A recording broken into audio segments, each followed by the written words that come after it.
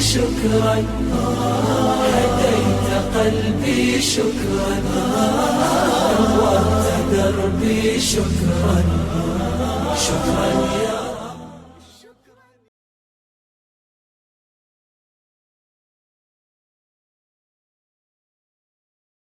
Honorable scholars, respected brothers, elders, sisters and friends, in the society in which we live, given the poor diet, the inadequate food that we eat, it has become a norm and a very common practice where a person would go to a drugstore, a person would go to a regular pharmacy, and he would ask for some immune boosters to boost his immunity, to make him resilient against the viruses that are out there, so that he does not become susceptible to the illness and the diseases that have plagued the environment.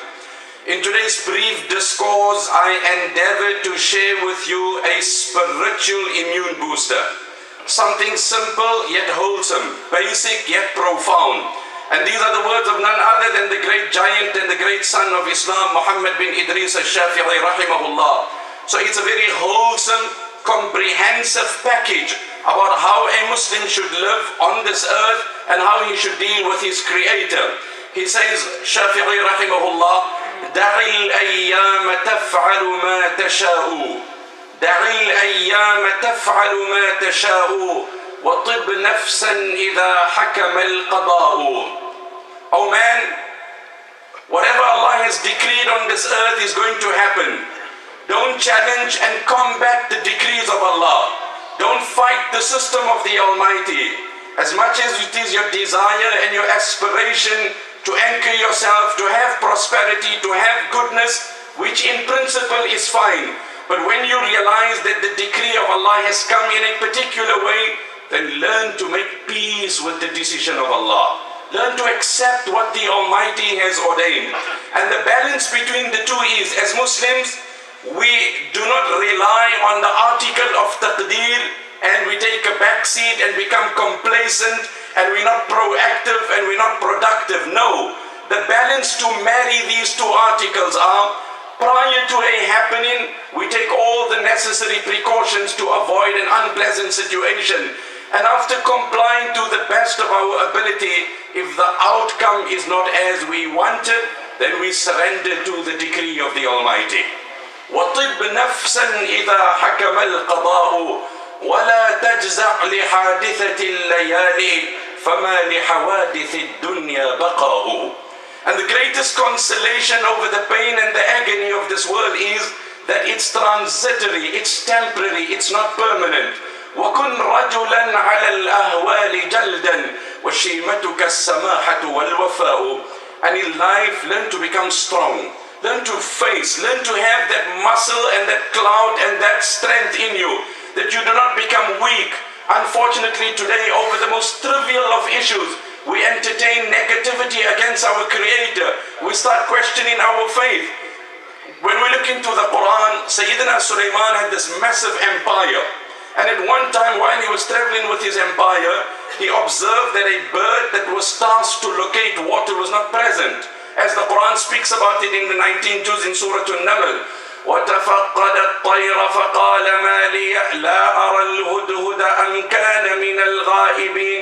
He rotated his gaze and he said, where is this bird? Now the scholars unpack and deduce this so amazingly. He said, what's the matter with me? Is it that the bird is present and I don't observe it, or is the bird absent? And the quote that is mentioned in the tafsir at this place is really thought-provoking. إِذَا فَقَدُوا آمَالَهُمْ تَفَقَّدُوا أَعْمَالَهُمْ. That the pious were those, whenever they fail to accomplish their goals, the first point of introspection was their own actions. So when things are not coming to fruition, or they're not materializing, and I'm having issues in my marriage and my business and my children and this and that, the first point of referencing and understanding is my life. Is my act in order or not? إِذَا فَقَدُوا آمَالَهُمْ. When they fail to accomplish their goals, تَفَقَّدُوا أَعْمَالَهُمْ. They look deep down in their hearts. وَكُنْ رَجُلًا عَلَى الْأَهْوَالِ جِلْدًا. And then to become strong and firm. وَشِيمَتُكَ السَّمَاحَةُ وَالْوَفَاءُ. And adorn yourself with loyalty. adorn yourself, beautify yourself, decorate yourself with kindness and generosity. Today when we look at the scourge that has plagued the marital setup in our homes and by and large across the continents and across the communities, then you would find that there is no longer loyalty left in marriage. Al-wafa'u shajaratun jami'u thimariha tayyiba wa ziwajun bila wafa'in ayyamuhu qalila. The Arabic proverb is so amazing and so profound that loyalty, fidelity, honesty, transparency is a tree that only bears good fruit. And a relation and a union bereft, devoid, empty of it is short-lived.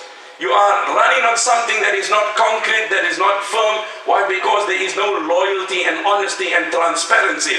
The Prophet of Allah ﷺ said before Qiyamah, honesty would become such a rare commodity that people will travel the length and breadth to meet a man simply because he's honest. Brother, I traveled from this part of the world to meet you. I believe you're an honest man. Really, I came to meet you. Subhanallah. I've heard so much that you're an honest man. It would stand out because it would be so rare. حتى يقال أن في بني فلان رجلا أمينا. May Allah bless us with honesty and loyalty and transparency. وشيمتك السماحة والوفاء وإن كثرت عيوبك في البرايا وسرك أن يكون لها غطاء تستر بالسخاء فكل عيب يغطيه كما قيل السخاء. Like I said, this is a spiritual immune booster. It packages all the attributes of a believer.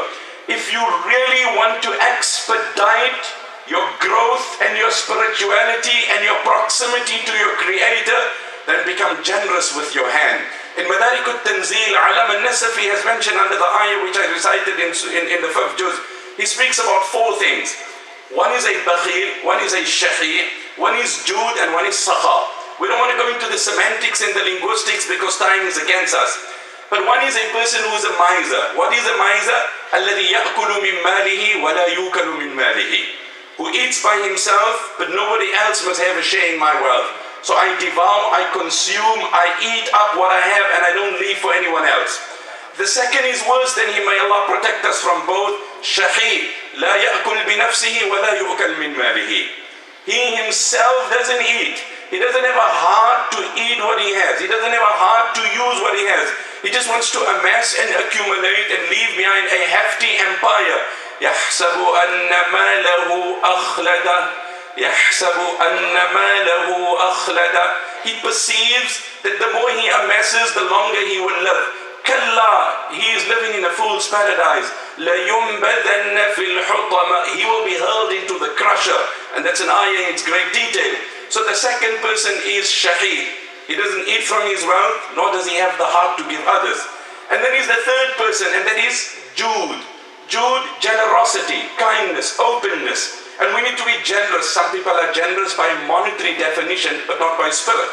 The English proverb is so profound. Some people can give money, but they can't praise anyone.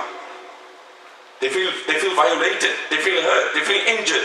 They don't have what it takes to say kind words. Generosity not only by monetary definition, but be generous by everything. Use what I have and be open and generous in acknowledging, complimenting, praising, lauding, extolling the praises of others. That is a good person. It would keep you well, you will feel good, you will feel better. So Jud is a person, يَأْكُلْ مِن مَالِهِ وَيُؤْكَلْ مِن مَالِهِ. He eats himself and he feeds others. And there is one above this, and that is sakha. And what is sakha? لَا يَأْكُلُ مِن مَالِهِ وَيُؤْكَلُ مِن مَالِهِ. That he doesn't eat from his money himself, but he makes it available to the masses. And when people tell him, why don't you eat from what you have? And he says, it gives me a greater thrill to feed the creation than to feed myself. May Allah make us among those people who can make what they have available to people, because in that we attract barakah, in that we attract goodness. So he says, وَإِن كَثُرَتْ عُيُوبُكَ فِي الْبَرَايَا وَصَرَّكَ أَن يَكُونَ لَهَا غِطَاءُ تَسَتَّرْ بِالسَّخَاءِ فَكُلُّ عَيْبٍ يُغَطِّيهِ كَمَا قِيلَ السَّخَاءُ وَلَا تُرِ لِلْأَعَادِ قَدْ ذُلًّا. And whatever your issues are, don't show your opponent or don't show your adversary your weakness. Because when you show how fragmented you are, and you show your internal division, and you reflect your internal bickering, then you obviously give people an opportunity to clap hands, just for people to rejoice at your pain. Why? Because you vent it out, you reflect it out. وَلَا تُرِ لِلْأَعَادِي قَدْ تُذُلًّا فَإِنَّ شَمَاتَةَ الْأَعْدَاءِ بَلَغُ. Because when you are in a pain, it's one. And when your adversary and your foe and the one who's hostile to you discovers your pain, he laughs at you and he rejoices at you, and that's another pain. And the Prophet ﷺ has taught us that we never rejoice over the pain of any person. Unfortunately, we live in such a selfish world that for many people, the collapse of others is a joy for them. If I'm suffering, no problem. But if the next man suffers, for me, that's an accomplishment. No. The Prophet of Allah ﷺ said, "La tudhhir ash-shamatata li akhik." Don't ever express joy on the collapse or the fall or the pain or the agony or the distress or the depression or the diagnosis of any person. فَيَرْحَمُهُ اللَّهِ. Things will change. We see how swiftly things change. We see the political landscape changing. We see how things, volatility, so many things happen. Allah will grant him deliverance and Allah will afflict a similar situation on you. May Allah protect us. وَلَا تُرِ لِلْأَعَادِي قَدْ تُذُلًّا فَإِنَّ شَمَاتَةَ الْأَعْدَاءِ بَلَاءُ وَلَا تَرْجُ السَّمَاحَةَ مِنْ بَخِيلٍ فَمَا فِي النَّارِ لِلظَّمْآنِ مَاءُ. Look at the profound words of this great scholar and giant and legend and luminary. What did he say? That you cannot expect any good from a person who by his nature he mises and he withholds. Why? It's very much like expecting the fire to quench your thirst. If any, it will aggravate it. Get close to a flame and you will feel more hot. It will not quench your thirst. It will not satisfy it. فما في النار للظمآن ماء ولا ترجو السماحة من بخيل فما في النار للظمآن ماء ورزقك ليس ينقصه التأني وليس يزيد في رزقك العناء. And what Allah has decreed and ordained for you in terms of your sustenance, it will find you. If you exert yourself beyond. In fact, Sayyidina Ali radiallahu anhu said, when a person opts and resorts for something unlawful, then by your own action, you have cut out that share which Allah had decreed for you in halal, and you resorted to something haram. So Allah had destined that wealth to you in a legitimate, in a lawful way. You resorted for something haram. You haven't increased your sustenance. You haven't increased your sustenance. And let me just share with you quickly, and I know I will try and keep to my time limit. I was reading the tafsir of the Quran, and Allah speaks of the campaign of Uhud. And just look at this, the correlation of verses. So Allah is speaking about the campaign of Uhud and how the Prophet of Allah had come out with the companions, etc. وَإِذْ غَدَوْتَ مِنْ أَهْلِكَ تُبَوِّئُ الْمُؤْمِنِينَ مَقَاعِدَ لِلْقِتَالِ وَاللَّهُ سَمِيعٌ عَلِيمٌ. And as the Prophet of Allah mobilized and he left, then Abdullah bin Ubay bin Salul, who was the leader of the hypocrites, he decided to withdraw. And when he decided to withdraw, two groups from the Muslims also sensed some form of weakness and reluctancy. إِذْ هَمَّتْ طَائِفَتَانِ مِنْكُمْ أَن تَفْشَلَا وَاللَّهُ وَلِيُّهُمَا. But Allah rescued them and Allah gave them strength, and they accompanied the Prophet of Allah sallallahu alaihi wasallam. So Allah is narrating the events of the campaign of Uhud, and then Allah interjects the discussion with the prohibition of interest and compounded interest. Now when I speak the sequence in my talk, when you speak the sequence in your talk, kalamul muluki mulukul kalam. The king, the speech of the king is the king of all speeches. So Allah is running in sequence. Then Allah interjects and Allah says, Ya ayyuhalladhina amanu la ta'kulu ar-riba ad'afan mudha'afa wattaqu Allaha la'allakum tuflihun wattaqu an-nar allati u'iddat lil-kafirin. Oh, you who believe, do not dabble in compounded interest. Do not taint yourself in this year. And then the verse continues, and thereafter Allah resumes the discussion. This is in the 4th juz in Surah Nisa, in Surah Ali Imran. The scholars ask, what's the correlation between the two? Allah is making a profound message that when you indulge in the forbidden and you consume what is unlawful, it will bring weakness in your body. You would become lame and sluggish and lethargic in the performance of deeds. You wonder why I don't have this drive and the spirit to achieve. Well, look at what you consume. We are what we eat. And that is what goes in our systems come out. So that little which is lawful and wholesome will stimulate action. May Allah give us that which is pure. When Sayyidina Ali came to the Prophet of Allah and he said, "Oh Prophet of Allah, in 2 words, give me the formula of success for both the worlds." In 2 words. And the Prophet ﷺ said, "Kul halalan wa qul sidqan." Kul halalan wa qul sidqan. Ali, eat that which is pure and utter that which is true, and you've secured the goodness of both the worlds. Let me bring this to a conclusion. وَرِزْقُكَ لَيْسَ يَنْقُصُهُ التَّأَنِّي وَلَيْسَ يَزِيدُ فِي رِزْقِكَ الْعَنَاءُ وَلَا حُزْنٌ يَدُومُ وَلَا سُرُورٌ وَلَا بُؤْسٌ عَلَيْكَ وَلَا رَخَاءُ. No condition of this world is permanent. If you are in joy or prosperity or in glory, or you are on a good wicket, or perhaps you're down and out, you are out. Remember the greatest, that is why one pious person, a king asked him, "Give me a message that when I look at it in my glory days, I don't become conceited. And when I look at it in my moments of depression, I don't get depressed. Give me one word of advice that when I'm up and all is going good, I look at it, I don't become proud and arrogant and haughty. And when I'm down and depressed, I look at it, I don't become despondent." So he wrote a simple note. He said, "This time will pass. This time will pass." So whether you're sitting on the throne, you look at it and say, "Hang on, I'm not here permanently. I'm not here forever." You know, when this great man built this amazing castle, and he called a great Umar ibn Abdul Aziz, and he said, "Look at my castle, and look at my home, and look at my palace. What do you have to say?" I'm not going to translate this. Those that know Arabic, they'll appreciate it. هذا سرور لولا أنه غرور ونعيم لولا أنه عديم وملك لولا أنه هلك وفرح لو لم يعقبه ترح ولذات لو لم تقترن بآفات وكرامة لو صحبتها سلامة. If you could understand that in Arabic, you would know the profoundness of it. Be it as it may, he said, whatever situation in which you are, don't lose your creator in the whole thing. I'm going through a crisis. If I lost my Allah, that means I rebelled against my Allah. I revolt against my Allah. I question the authority of my Allah. Then I've lost what I had, but by losing my creator, خَسِرَ الدُّنْيَا وَالْآخِرَةِ ذَلِكَ هُوَ الْخُسْرَانُ الْمُبِينُ. So, وَلَا حُزْنٌ يَدُومُ وَلَا سُرُورٌ. In English they say, worrying about tomorrow will not avert the pain of tomorrow, but will surely deny you the joy of today. If I sit and put my thinking cap on, and that's the world today, what if the day this happened, imagine this, imagine that, assume this, God forbid, if only, who knows? We're living on this whole thing, cover this, take out this insurance, take out this policy, take out this here. You never know, constantly these are the things that are thrown at us.